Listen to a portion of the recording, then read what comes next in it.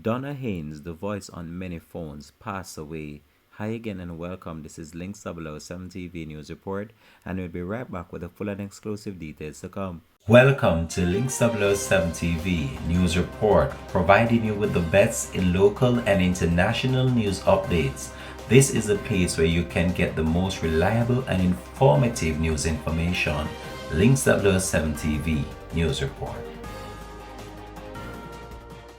In Jamaica, we live by the don't worry philosophy. That voice will forever rest on the hearts and minds of many for the years to come. Welcome back and thanks for joining us for Links 007 TV News Report. Donna Haynes, the voice actor extraordinaire, who voiced not only for Digicel Jamaica, but for many radio and TV commercials for Jamaica Tourist Board, among others, has passed away. Haynes passed away on Thursday, November 24th. Haynes also served as Master of Ceremonies at functions for the Jamaica Hotel and Tourist Association for many years. She touched millions of lives of Jamaicans with her talent and wonderful voice in various radio and television advertisements and commercials. We will miss her charming smile, calm demeanor, and perfect diction, the release stated.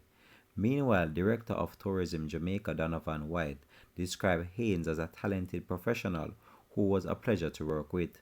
On the behalf of the Board of Management and staff, I wish to extend condolences to Donna's family and friends at this difficult time.